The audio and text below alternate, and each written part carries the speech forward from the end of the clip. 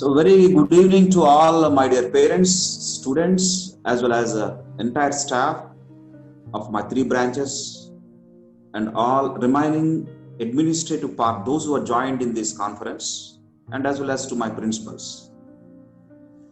So first of all, I would like to thank you to our honorable chairman, Sri Narayan Garu.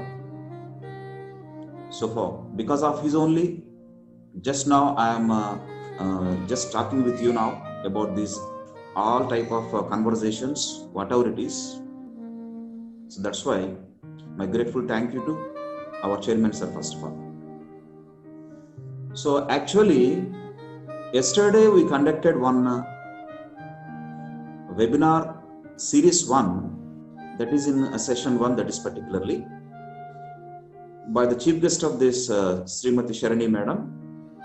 Now in the morning session, today morning, so we have another session 2, so with the chief guest of academic director Srimati Premila madam. So both meetings are very huge successful and huge response, as already our principals told you, very huge response. నిజంగా నేను ఇంత response నేను expect చేయలేదు. యాక్చువల్గా మేము నిన్న ఉన్న fact చెప్తున్నాను. రియల్లీ నిన్న ఈవినింగ్ మీటింగ్కి 2 hours బిఫోర్ నన్ను షర్ని మేడం అడిగారు, మీరు ఎంతమందిని పిలిచారు, ఎంతమందిని రావచ్చు ఎక్స్పెక్ట్ చేస్తున్నారు అని చెప్పేసి. నేను పిలిచింది 450 మెంబర్స్ని మేడం అని చెప్పాను. 450 నెంబర్ ఆఫ్ స్టూడెంట్స్ని మేము ఒక పర్టికులర్ ఏరియాలో ఉండే సెక్షన్ స్టూడెంట్స్ని పిలిచాం. ప్లస్ దాంతోపాటు రిమైనింగ్ నారాయణ గ్రూప్లో ఉండేటువంటి వెల్విషర్స్ కూడా ఈ ఐడి ఇచ్చాం.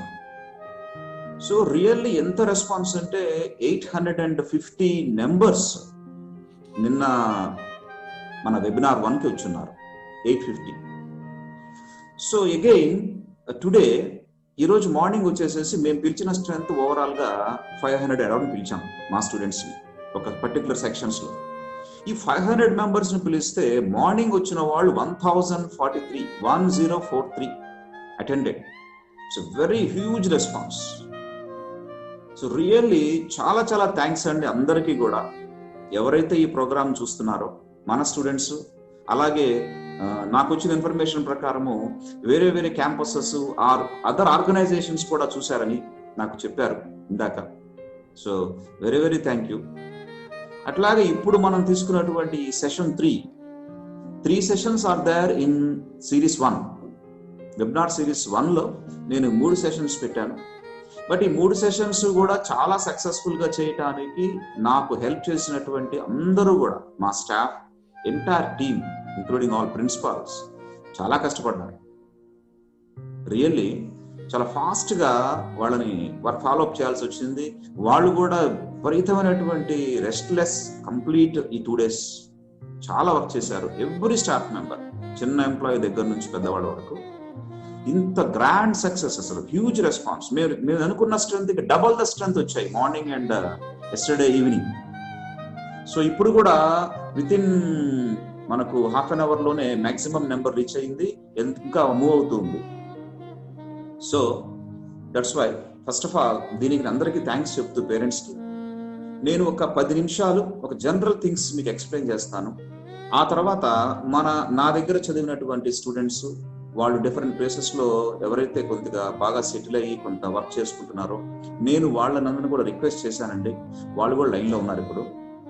సో యాక్చువల్గా మనము నిన్న ఈవినింగ్ ఈరోజు మార్నింగ్ కూడా కొంతమందిని మీ దగ్గర తీసుకొచ్చాను. సో ఇప్పుడు కూడా మర కొంతమంది వచ్చారు. బట్ రిమైనింగ్ ఇంకా చాలా మంది ఉన్నారు. సో నాకు గుర్తున్నంత వరకు నా కెరీర్లో ఈ NITs, IITsకి పంపిన వాళ్ళు ఐ థింక్ 150 వరకు ఉండుంటారు. బట్ అందరూ నా కాంటాక్ట్లో లేరు. బట్ ఎనీహౌ ఇప్పుడు 1 by 1 కాంటాక్ట్కి వస్తున్నారు. 1 by 1 ఒక్కొక్కళ్ళు వస్తూ ఉన్నారు కాంటాక్ట్లోకి. So I will make a plan for a series 2 also, but sometime series 2కి వస్తాం. సో రియల్లీ వీళ్ళంతా కూడా నాకు రియల్ హీరోస్ నా దృష్టిలో. ఈ కాన్సెప్ట్ ఒకటే సార్ నేను అందుకనే పెట్టాను. ఈ పర్టికులర్గా ఆ యూత్లో ఉన్నటువంటి టాలెంట్ అంటే ఏంటి అంటే ఇదే.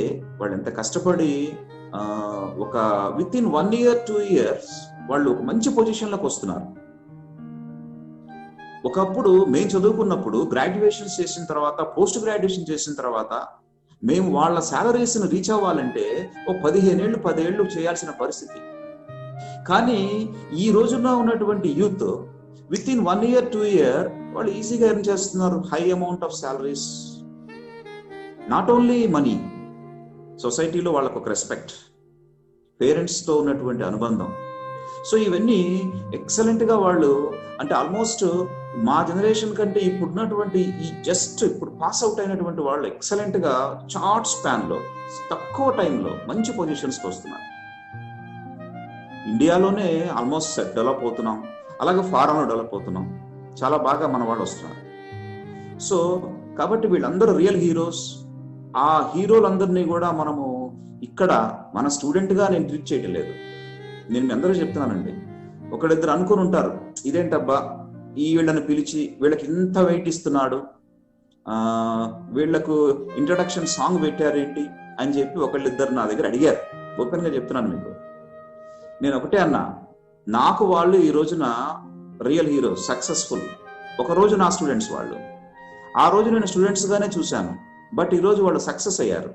సో వాళ్ళకి రెస్పెక్ట్ ఇవ్వాలి, పెద్దవాళ్ళకే కాదు చిన్నవాళ్ళకి కూడా మనం రెస్పెక్ట్ ఇవ్వాలి. అప్పుడే మనం పైకి వస్తాం, వాళ్ళు కూడా మనల్ని 10 కాలాలు గుర్తుపెట్టుకుంటారు. నిజంగా అంత సక్సెస్ అయిన వాళ్ళని మనం ప్రైజ్ చేయకపోతే మనం టీచర్స్ ఎందుకు అవుతాం? టీచర్ అంటే ఖచ్చితంగా శిష్యుడు ఎప్పుడు కూడా టీచర్ని మించిపోతాడు. శిష్యులు అనే వాళ్ళు ఎప్పుడు కూడా టీచర్ని మించిపోతారు. That is real fact. ఒప్పుకొని తీరాలి.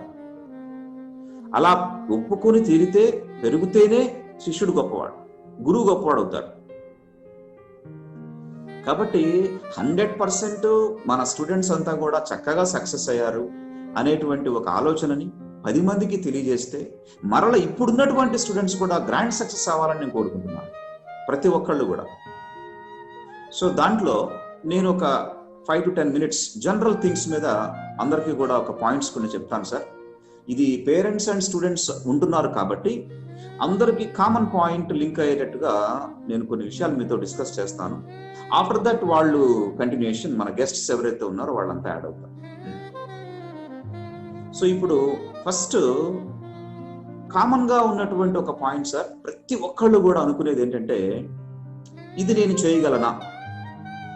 ఒక పనప్ప చెప్పినప్పుడు ఇది నేను చేయగలనా, చేయలేనేమో, సాధించలేనేమో, అంటే ఆ పనేంటో కూడా తెలియదు, ముందుగానే సాధించలేనేమో, నాకెందుకులే, వాడెవడో సాధించగలుగుతాడు, నాకంత లేదు అని ఎక్కువ మంది ఫీల్ అవ్వడానికి అవకాశం ఉంది ఈ రోజున మనం చూస్తున్నాం. బట్ మనము మనసులో నుంచి అనుకుని ఇది ఎలాగైనా సాధించి చేయి తీరాలి అనుకున్నప్పుడు దానికోసం ప్రయత్నం చేయటం మొదలు పెడతాం. సో అలా ప్రయత్నం చేయటం మొదలుపెట్టిన దానికి ఒక బేస్ చెప్తాను మీకు. జనరల్ గా నేచర్ లో మనకు 2 రకాలుగా, మనం కాకుండా యానిమల్స్ ఉన్నాయి, బర్డ్స్ ఉన్నాయి.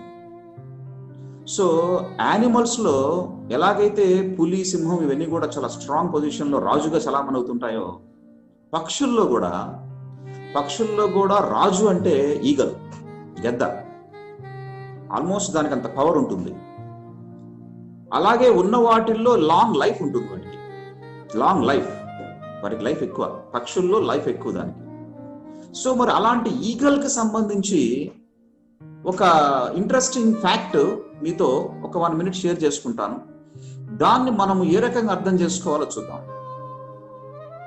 ఈ గద్ద ఏం చేస్తూ ఉంటుందంటే, ఆల్మోస్ట్ ఒక 40 years, year by year 30 years వరకు చాలా బాగా యాక్టివ్గా ఉంటుంది. 30 years వరకు యాక్టివ్గా ఉన్న తర్వాత 30 నుంచి ఏజ్ పెరిగే కొలది 40 years వచ్చేటప్పటికల్లా ఆల్మోస్ట్ ఒక ఏజ్ హెవీగా అయిపోతుందండి. ఆ 40 years స్పాన్కి వచ్చినప్పటికల్లా ఆల్మోస్ట్ తనలో ఉండేటువంటి ఆర్గానిజమ్స్ అన్నీ కూడా ఇన్యాక్టివ్ స్టేజ్కి వస్తాయి.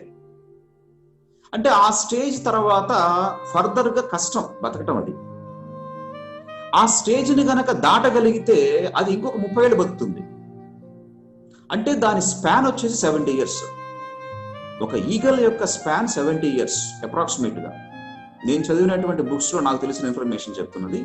ఒక 70 years ఒక ఈగల్ కు ఉన్నట్టయితే స్పాన్, 40 years అనేది ఒక యావరేజ్ లైఫ్ అంట.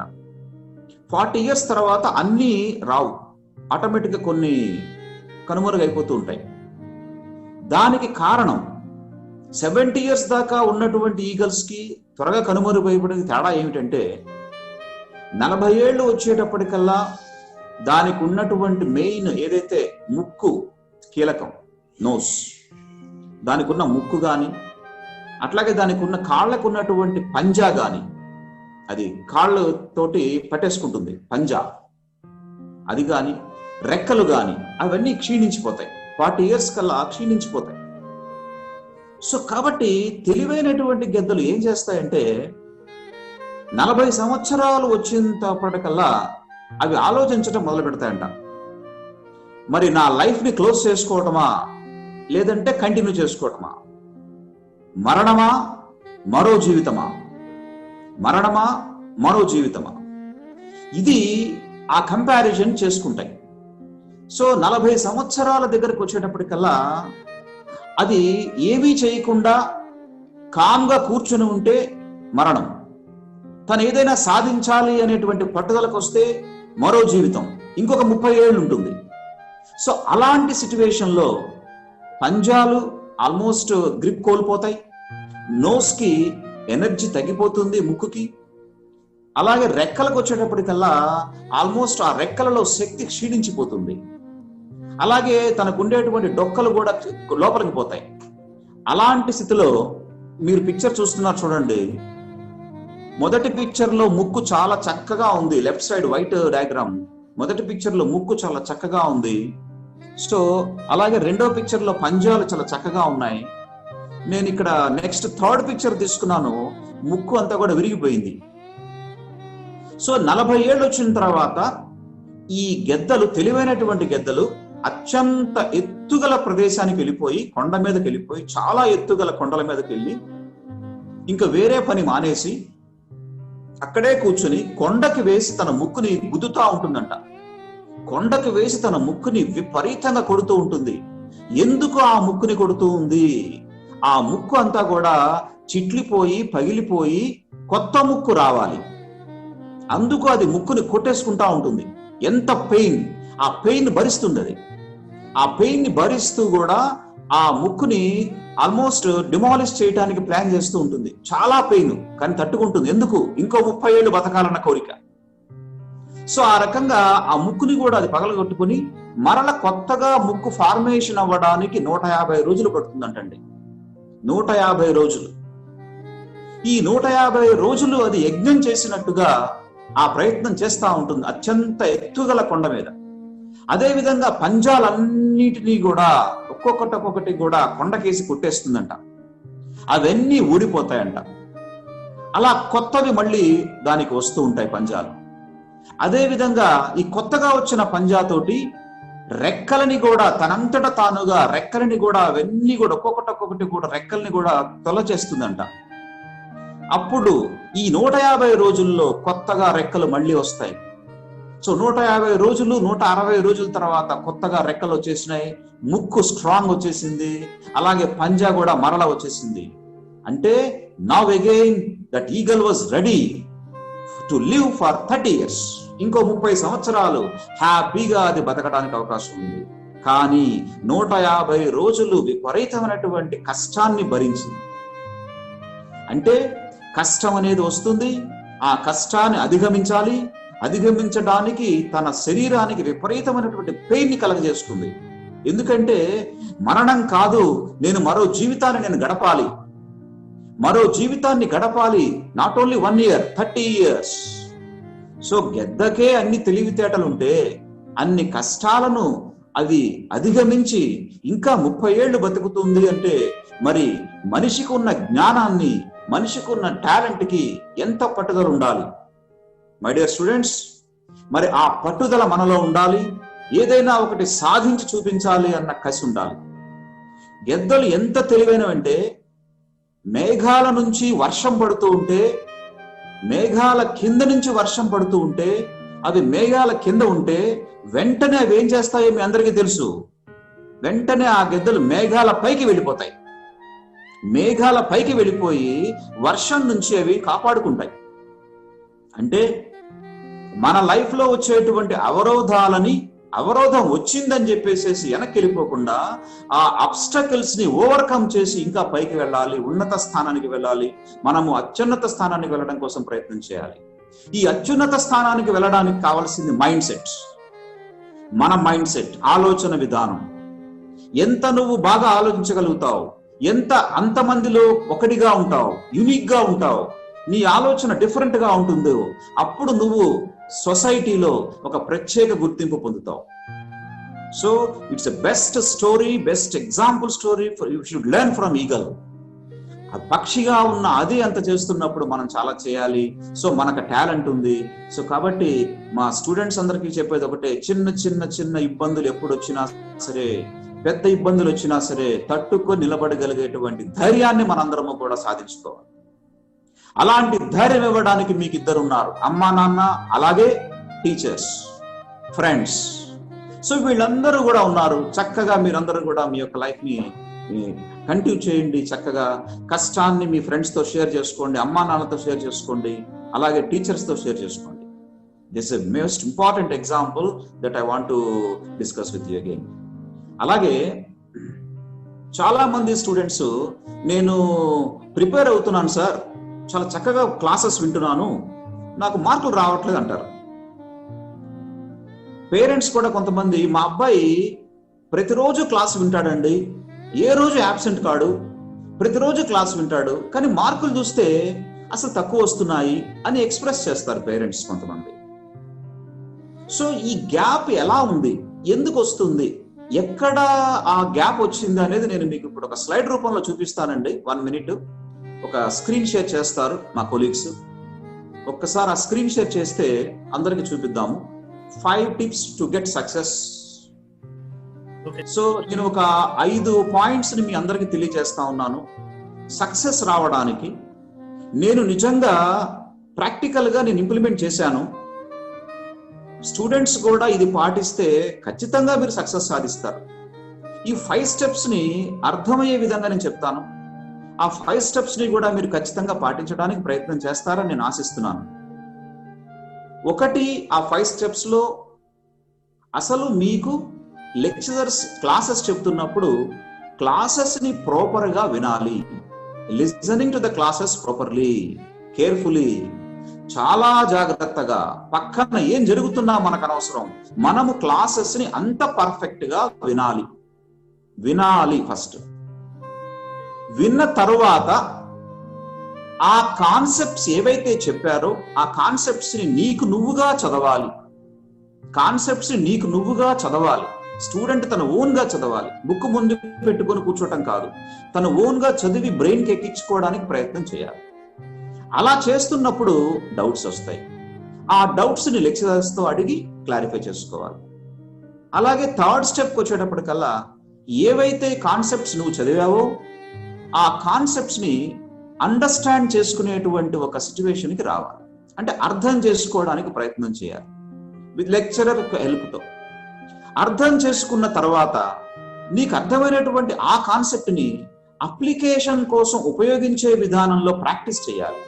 అంటే ఒక కాన్సెప్ట్ ని ఒక రకంగా అప్లికేషన్ లోకి ఎలా అడుగుతారు, దాన్ని ఏ రకంగా మనం అర్థం చేసుకోవాలి అన్నది ఎప్పుడు తెలుస్తుంది? To make practice. మీరు ప్రాక్టీస్ చేయటం ద్వారా తెలుస్తుంది. ఈ రకంగా ప్రాక్టీస్ చేసిన తర్వాత మరల దాన్ని రిసైటేషన్ చేయటం, వల్లె వేయటం, రివిజన్ చేసుకోవటం. సో ఇలా 5 steps చేసిన తర్వాత మీరు ఎగ్జామినేషన్ రాయండి. Then go to exam. ఈ 5 steps చేయకుండా క్లాసెస్ మాత్రమే విని నేను ఎగ్జామ్కి వెళ్ళాను, నాకు మార్కులు ఎలా వస్తాయి? ఈ 5 స్టెప్పుల్లో 2 స్టెప్పులే చేశాను, నేను మార్కులు రావాలనుకున్నాను, నాకు రావు. ఖచ్చితంగా 5 steps ని నువ్వు చేయాలి, ఏ ఒక్కటి మిస్ అవ్వకూడదు. అలా చేసి నువ్వు ఎగ్జామ్కి వెళ్ళు. Week by week you have improvement. ప్రతి వారము నీకు ఇంప్రూవ్మెంట్ కనిపిస్తుంది ఖచ్చితంగా. నా ఎక్స్పీరియన్స్ లో నేను నమ్మిన సిద్ధాంతం ఇది. 100% మీరు చేసి చూడండి. వీక్ బై వీక్ మీ అందరిలో కూడా 100% ఇంప్రూవ్మెంట్ కనిపిస్తుంది. I'm sure. Right, please screen out. So parents అందరికీ ఈ లాక్డౌన్ టైంలో మీ కళ్ళ ఎదురుగా ఉండే పిల్లవాడిని చూస్తున్నప్పుడు అప్పుడప్పుడు కొద్ది కోపం వస్తుంది. మీ పిల్లల్ని చూసినప్పుడు మీకు కోపం వస్తూ ఉంటుంది. ఎందుకంటే చదవట్లేదు, టైం వేస్ట్ చేస్తున్నాడు అంటే వాళ్ళు చేసే పని మీకు కొద్ది కోపం తెప్పిస్తూ ఉంటాయి, కొన్ని నచ్చవు. అస్తమాను టీవీ చూస్తున్నాడను, మొబైల్ ఫోన్ పట్టుకుంటున్నాడను, అస్తమాను అలా తిరుగుతూ ఉన్నాడను ఏవో అంటూ ఉంటాం. బట్ వాళ్లకు లైఫ్ ఉంది, పిల్లలకు కూడా కొంత ఫ్రీడమ్ కావాలి. బట్ ఆ ఫ్రీడమ్ అనేది ఓవర్ అవ్వకూడదు, బియాండ్ ద పేరెంట్స్ అవ్వకూడదు. బియాండ్ ద పేరెంట్సే ఉండాలి, మనం అందుబాటులో ఉండాలి పేరెంట్స్కి. కానీ ఇక్కడ పిల్లలకు ఫ్యామిలీ అట్మాస్ఫియర్ని కొద్దిగా క్రియేట్ చేయండి ఇంట్లో. మీరు ఫ్రెండ్స్గా ఉండండి, పేరెంట్స్ ఫ్రెండ్లీగా ఉండాలి. మీరు మీరు ఫైనల్గా ఇగో ఇలా చేసేయాలి కంపల్సరీ అనకుండా అర్థం చేసుకునే విధంగా ప్రయత్నం చేస్తే, వాళ్ళకి చెప్పగలిగితే చక్కగా వాళ్ళు మంచి రూట్లోకి వస్తారు సార్. దయచేసి నా రిక్వెస్ట్ పేరెంట్స్కి, ప్రతి పిల్లవాడు, ప్రతి అబ్బాయి, మీకున్న ప్రతి అబ్బాయి అమ్మాయి అందరూ కూడా టాలెంటెడే, ప్రతి ఒక్కరు టాలెంటెడే. కానీ వాళ్ళ టాలెంట్ ఏదో ఒక టైంలో ఫ్లరిష్ అవుతుంది. మనం ఆ టైం గురించి వెయిట్ చేయాలి. కొంతమంది 10 ఏళ్లకు ఫేమస్ అవుతారు చక్కగా, కొంతమంది 20 ఏళ్లకు 30 ఏళ్లకు, అది మనం చెప్పలేము. సో మనం ఆ టైం గురించి వెయిట్ చేయాల్సినటువంటి ఓపిక కావాలి. So everybody should a lot of patience for getting success. కాబట్టి అది పేరెంట్స్కి రిక్వెస్ట్ చేసేది ఒక్కటే సార్, చక్కగా మీ అందరి పిల్లలు కూడా మంచి వాళ్ళే, టాలెంట్ ఉన్న వాళ్ళే. దయచేసి ఎవరిని మీరు ఏమి అనొద్దు, స్మూత్ గా చెప్పండి. చెప్పేదానికి ఒక టెక్నిక్ చెప్తున్నాను. సిస్టమాటిక్ లైఫ్ ని గనక అలవాటు చేసుకోకపోతే ఇప్పుడుండే పిల్లలు కొద్దిగా ఇబ్బంది పడతారు. అంటే పర్టికులర్లీ ఈ టైంలో, అసలు పొద్దున్న నుంచి రాత్రి వరకు, మళ్ళీ రాత్రి నుంచి పగల వరకు అంతా ఇంట్లోనే ఈ టైంలో. కాబట్టి ఈ టైంలో నా సజెషన్ ఏంటంటే, పిల్లవాడిని పక్కన కూర్చోబెట్టుకొని అతని ద్వారానే మీరు చెప్పించండి. నాన్న 24 అవర్స్ని నువ్వు ఎలా డివైడ్ చేసుకుంటావు, 24 అవర్స్లో నువ్వు ఏ టైమింగ్స్లో నీ యొక్క యాక్టివిటీస్ని డివైడ్ చేసుకుంటావో నువ్వే చేసి చెప్పు, దాని ప్రకారము ఫాలో చేసుకో చక్కగా అని చెప్పి అతనితో మీరిచ్చి ఇన్సిస్ట్ చేయకుండా అతనితో చేయించి, మీ అమ్మ నాన్న అబ్బాయి అంతా సిస్టర్ బ్రదర్ కూర్చొని చక్కగా ఎవరికి వాళ్ళు డిస్కస్ చేసుకోవాలి. నేను ఒక చిన్న హింట్ ఇస్తాను మీకు. 24 అవర్స్లో ఈ వయసులో ఉండే పిల్లలు కనీసం 7 గంటలు నిద్రపోవాలి, మినిమం 7 అవర్స్. కాబట్టి ఏ టైం నుంచి ఏ టైం వరకు పడుకుంటావు నాన్న అని చెప్పి అతనితోనే చెప్పించుకోండి. 24 అవర్స్లో 7 అవర్స్ తీసేసేయండి, అప్పుడు 17 గంటలు మిగులుతాయి. 17 గంటల్లో ఖచ్చితంగా అతను ఆడుకోవాలి, అతను రిలాక్స్ అవ్వాలి. సో కాబట్టి అంటే టీవీ చూసాడో లేదా ఫ్రెండ్స్తో గడిపాడో, సో ఇవన్నీ కూడా వదిలేద్దాం. అలాంటి ఎంటర్టైన్మెంట్ కావాలి కనుక 2 అవర్స్ 3 అవర్స్ వదిలేసేయండి. 17లో 3 hours let them happy enjoy. Remaining 14 గంటలు ఉన్నాయి. 14 గంటల్లో 1 గంట ఆడుకోవడానికి టైం ఇవ్వండి చక్కగా. సాయంత్రం ఇంటి ముందో వెనుకో తను ఆడుకునివ్వండి. ఫిజికల్ ఎక్సర్సైజ్ కావాలి కదా, మూమెంట్. సో 14లో 1 అవర్ తీసేయండి, 13 గంటలు. 13 గంటల్లో మరలా ఖచ్చితంగా కన్వీనియంట్ టైంలో యోగా మెడిటేషన్ ఖచ్చితంగా చేయాలి. 1 అవర్ యోగా మెడిటేషన్ ఖచ్చితంగా చేయాలి. సో 1 అవర్ తీసేసాను, 12 గంటలు. ఈ 12 గంటల్లో మేము ఆన్లైన్ చెప్పే క్లాసులు 3 గంటలు, ఇంకొక 3 గంటలు ఆ మ్యాథ్స్ ఫిజిక్స్ కెమిస్ట్రీ మీద వర్క్ చేయమని చెప్పండి. అంటే ఆ 12 గంటల్లో 6 గంటలు క్లాస్ వినడానికి వర్క్ చేయడానికి పోయాయి. ఇంకా 6 గంటలు ఉన్నాయి. ఆ 6 గంటల్లో 1 గంట 2 గంటలో ఫ్యామిలీతో గడపండి, పేరెంట్స్తో గడపండి, చక్కగా అమ్మకి సహాయం చేయండి, నాన్నకి సహాయం చేయండి. ఇంకొక 6 గంటల్లో 2 గంటలు తీసేస్తే 4 గంటలు ఉంది. ఆ 4 గంటలని నువ్వు ఎలా ఉపయోగించుకుంటావు అనే ఆప్షన్ మీ అబ్బాయికి ఇవ్వండి. అప్పుడు ఖచ్చితంగా చదువుకోవడానికి మొదలు పెడతాడు. ఆ 4 అవర్స్లో 1 అవర్ మొదలు పెడతాడు, ఆ 1 అవర్ 2 అవర్గా చేస్తాడు, 2 అవర్ 3 అవర్గా చేస్తాడు. లైక్ దట్ వాళ్ళ చేతనే ఆ ప్లానింగ్ ఇప్పించి వాళ్ళంతటా వాళ్ళు చదువుకునేటట్టు చేయగలిగితే మనస్ఫూర్తిగా ఇష్టపడి చదువుతారు. అదే మనము ఇన్సిస్ట్ చేసి నువ్వు చదువు చదువు చదువు అంటే మీ యొక్క భయంతోనూ మీ మీద ఇదితోనూ బుక్ పట్టు కూర్చుంటారు. దానివల్ల ఉపయోగం లేదు. నేనేమంటానంటే నా కాన్సెప్ట్, ఎవరో చెప్తే చదువుతామని కాదు, మన ఇష్టంతో మనకి మనము ఇష్టపడి చదవాలి. ఇష్టపడి చదివేటట్టు మనము స్టూడెంట్స్ని చేయగలగాలి. కాబట్టి ఆ యాంగిల్లో పేరెంట్స్ అందరూ కూడా కొంత మీ కళ్ళెదురుగా ఉన్నారు కాబట్టి పిల్లలు, వాళ్ళకి అలా డైరెక్షన్లో మీరు కూడా కొంత భాగస్వాములు అవుతారని నేను కోరుకుంటున్నాను. అలాగే మన దగ్గర ఉన్నటువంటి హాస్టల్ పిల్లలు చాలా మారుమూల ప్రాంతాల నుంచి వస్తూ ఉంటారు. పేరెంట్స్ కూడా చాలా చాలా దూరం నుంచి, ప్రకాశం, గుంటూరు, కృష్ణా, ఈస్ట్ గోదావరి, వెస్ట్ గోదావరి, ఇలా అనేక జిల్లాల నుంచి మన దగ్గరకు వస్తున్నారు. కడప, కర్నూలు, ఆల్సో అనంతపూర్. ఇక్కడ చాలా మంది స్టూడెంట్స్ కానీ పేరెంట్స్ కానీ ఏమనుకుంటారంటే, సిటీల్లో ఉండే పిల్లలు చాలా బాగా చదువుతారు, మేము పల్లెటూళ్ళలో ఉన్నాం, మేము పేదవాళ్ళం, సో మేము ఊళ్ళల్లో వచ్చాం కాబట్టి మా దగ్గరికి ఏమి ర్యాంకులు రావు, వాళ్ళు టాలెంట్ అని చెప్పి అనుకుంటారు.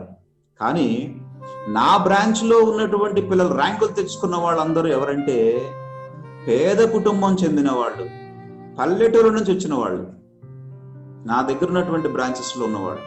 That is the real examples. నిన్న ఈరోజు కూడా కొంతమంది తీసుకొచ్చాను. చాలా ఒక ఆర్డినరీ వాళ్ళు, విపరీతమైనటువంటి రిచ్ ఫ్యామిలీస్ కావు, ఇంకా చాలా మంది ఉన్నారు నేను తీసుకురావాల్సిన వాళ్ళు. కాబట్టి ఇక్కడ ఒక ఎగ్జాంపుల్ మీకు చెప్తాను చూడండి. అందరూ కూడా ఆల్మోస్ట్ ఇప్పుడు మనం ఎక్కడో మారుమూల ప్రాంతాల నుంచి వచ్చామని ఫీల్ కాకుండా ఉండటానికి ఏదైనా ఒక ఫంక్షన్ చేశాం. మనం ఒక ఫంక్షన్ చేస్తే మనకు చక్కటి పూలు అవన్నీ కూడా కొనుక్కుంటాం మార్కెట్లో, చక్కగా రకరకాల పూలు కొంటాం. కానీ నేను చెప్పేటువంటి పూలు ఎవరు కొనరు. ఆ పూలు కలువలు, పారిజాతాల గురించి నేను చెప్తున్నాను. కలువలు, పారిజాతాలు ఎక్కడ పుడుతున్నాయి? బురదలో పుడుతున్నాయి.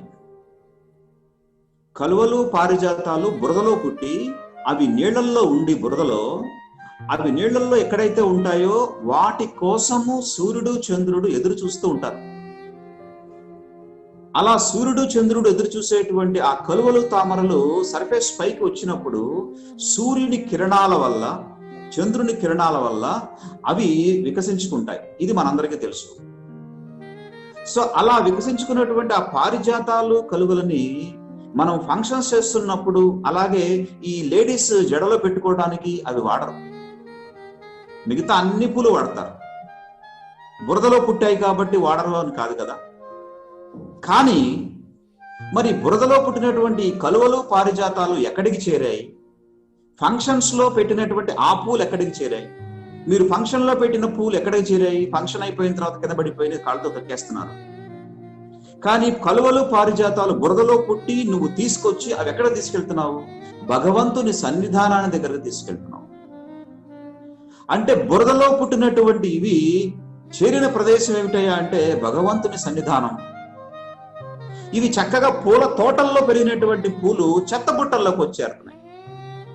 పూల తోటల్లో నువ్వు వేలు ఖర్చు పెట్టి ఒక పూలని పంటను తీసుకొస్తే అవి చెత్త బుట్టకు చేరితే, బురదలో పుట్టినటువంటి కలువలు, పారిజాతాలు భగవంతుని సన్నిధానానికి చేరాయి. So what do you learn from this? నాన్న స్టూడెంట్స్ అందరూ దీని నుంచి ఏం అర్థం చేసుకోవాలి? ఎక్కడ పుట్టామన్నది కాదు, ఏ రకంగా ట్రాన్స్ఫర్ అయ్యి ఏ ప్లేస్కి వెళ్ళి మన డెస్టినేషన్ ఎలా తెచ్చుకున్నామన్నది ఇంపార్టెంట్. ఏ ఊళ్ళో పెట్టామని కాదు, పేద కుటుంబంలో పెట్టామని కాదు, చిన్న పల్లెటూరులో పుట్టామన్నది కాదు. నువ్వు నీ యొక్క ట్రావెలింగ్ ఎలా ఉంది, నువ్వు ఏ స్థాయిలోకి వెళ్తున్నావు, నీ డెస్టినేషన్ ఎక్కడికి వెళ్ళింది, అది నీ యొక్క లైఫ్ నిర్ణయిస్తుంది. ఆ రకంగా సక్సెస్ అయిన ప్రతి మనిషి కూడా ఇదే సక్సెస్ పాత్రలోకి వెళ్ళారు. మీరు కావాలంటే ఎవరైనా చూడండి, పుట్టిన చోటే వాళ్ళు ఉండట్లా, ఇంకొక మార్గాన్ని ఎంచుకుంటున్నారు, ఇంకో ప్లేస్కి వెళ్తున్నారు, సక్సెస్ అవుతున్నారు. That's why destination is very important. ఈ రోజున మన స్టూడెంట్స్ అందరూ కూడా వాళ్ళ ఊళ్ళల్లో చదువుకొని మరి ఇప్పుడు వాళ్ళు ఎక్కడికి వెళ్తున్నారు? ఉద్యోగాలు చేస్తున్నారు. They are moving to Hyderabad or Pune or Bengaluru or Chennai or Noida or maybe States, United States. So కాబట్టి destination is very important to achieve your success. ఎక్కడ పుట్టామన్నది కాదు. కాబట్టి నా దగ్గర ఉన్నటువంటి స్టూడెంట్స్ లో అత్యధికులు మారుమూల గ్రామీణ ప్రాంతాలకు చెందిన వారు. మీరందరూ కూడా చక్కగా హ్యాపీగా బాగా చదవండి. మీకు సపోర్ట్గా మేము ఉంటాం. నేను కానీ, నా స్టాఫ్ కానీ, మా యొక్క అడ్మినిస్ట్రేటివ్ టీం కానీ 100% మీకు సపోర్ట్గా ఉంటాం. మీ సక్సెస్ లో భాగస్వాములు అవుతాం. మీ పేరెంట్స్ లాగానే మేము కూడా సపోర్ట్ చేస్తాం. మీరెవ్వరూ ఆందోళన పడాల్సిన భయం లేదు, అసలు భయపడాల్సిన విషయం లేదు. సో ఇంకొక విషయం నాకు గుర్తు తెచ్చుకుంటున్నాను ఈ సందర్భంలో.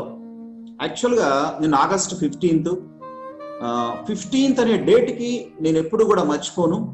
ఇండిపెండెన్స్ డే అని కాదు, సెప్టెంబర్ 15 అనేది చాలా ఇష్టం నాకు. సెప్టెంబర్ 5th అనేది టీచర్స్కి సంబంధించింది, సెప్టెంబర్ 15 అనేది ఇంజనీర్స్కి సంబంధించింది.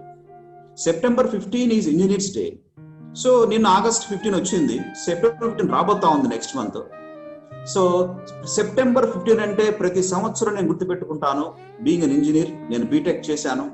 సో కాబట్టి సెప్టెంబర్ 15 అంటే ఒక మహానుభావుడి యొక్క బర్త్డే. భారతరత్న సర్ మోక్షగుండం విశ్వేశ్వరయ్య గారు. అసలు ఆయన లేకపోతే ఇండియాలో ఉండేటువంటి ఇరిగేషన్ ప్రాజెక్ట్సే లేవు. ఇండియాని కన్స్ట్రక్ట్ చేశాడు ఆయన. మరి అంతటి మహానుభావుడిని మనం గుర్తుపెట్టుకోవాలి. 15వ తారీఖు గుర్తొచ్చింది కాబట్టి. సో ఆయనకు సంబంధించి ఒక చిన్న ఎగ్జాంపుల్ మీకు చెప్తాను. ఎంతటి ఆలోచనాపరుడో. ఉత్తరప్రదేశ్లో ఒక ఊరు నుంచి ఇంకొక ఊరికి ఒక ట్రైన్ వెళ్తా ఉంది. Before independence of India British వాళ్ళ రూలింగ్ లో ఉన్నప్పుడు ఒక ట్రైను, ఒక స్టీమ్ ఇంజన్ బోగి ఉన్నటువంటి ట్రైన్, ఇంజన్ బోగిలతో వెళ్తూ ఉంది రాత్రిపూట. వెళ్ళేటువంటి ఆ ట్రైన్లో మన మోక్షగుండం విశ్వేశ్వరయ్య గారు చదువుకుంటున్న రోజుల్లో ఆ కంపార్ట్మెంట్ లో కిటికీ వైపు తల పెట్టుకొని రాత్రి పడుకున్నారంట. స్లోగా ట్రైన్ వెళ్తా ఉంది ఒక ఊరు నుంచి ఇంకొక ఊరికి. సో కొద్దిసేపటి టైం వెళ్ళిన తర్వాత సడన్ గా ఆయన లేచి ఆ ట్రైన్ బోగికున్న చైన్ లాగారు, ఆపేశారు ట్రైన్ని. వెంటనే అక్కడ ఉన్నటువంటి వాళ్ళు, రైల్వే డిపార్ట్మెంట్ వాళ్ళు వచ్చి, ఎవరు చైన్ లాగారు ఏంటి అంటే, నేనే లాగాను. ఎందుకు లాగావు? సో ఎదురుగా కొన్ని మీటర్ల దూరంలో రైల్వే ట్రాక్ డ్యామేజ్ అయ్యింది అని చెప్పారంట. కొన్ని మీటర్ల దూరంలో రైల్వే ట్రాక్ డ్యామేజ్ అయి ఉంది అని చెప్పారంట. నువ్వెవరివి చెప్పడానికి అని చెప్పి తిట్టారంట. అసలు ట్రైన్ ఆపేసావేంటి అని. లేదు, చెక్ చేద్దాము, డ్యామేజ్ అయ్యింది ఖచ్చితంగా అని చెప్పి. అప్పుడు వాళ్ళందరూ వెళ్ళి చూస్తే రైల్వే ట్రాక్ విరిగిపోయి ఉంది, విరిగి ముక్కలైపోయింది. ఎంతో మంది ప్రాణాలను కాపాడినటువంటి మహానుభావుడు. అప్పుడు వాళ్ళు అడిగారంట, అరే నిద్రపోతున్నా, నువ్వు పడుకున్నావు కదా, ఎలా కనిపెట్టగలిగావు? దట్ ఈస్ ద బ్రెయిన్ కున్న వాల్యూ. అతను ఒకటే సమాధానం చెప్పాడంట, నేను నిద్రపోతూ ఆదమరుస్తూ ఉన్నాను, నిద్ర పడుతుంది. అప్పటి వరకు ఉన్న వైబ్రేషన్స్ యొక్క సౌండ్ లెవెల్ ఒక్కసారిగా వైబ్రేషన్స్ ఎక్కువైపోయాయి. వైబ్రేషన్స్ లో విపరీతమైనటువంటి వైబ్రేషన్స్ నాకు అలా అనిపించింది. వైబ్రేషన్స్ నేను వెంటనే ఇదేదో తేడాగా ఉన్నాయి, వైబ్రేషన్స్ రైల్ ట్రాక్స్ లో వచ్చే వైబ్రేషన్స్ తేడా వచ్చింది, కనుక నేను ఎక్స్పెక్ట్ చేశాను అని చెప్పారంట.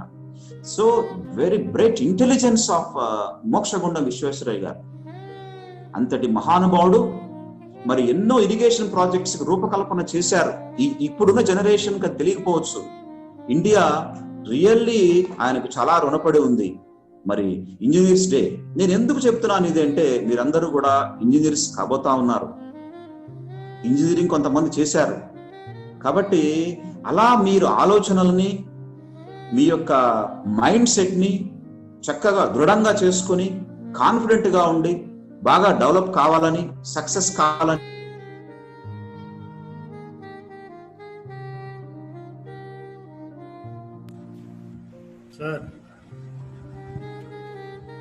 ఉన్నవాళ్ళు.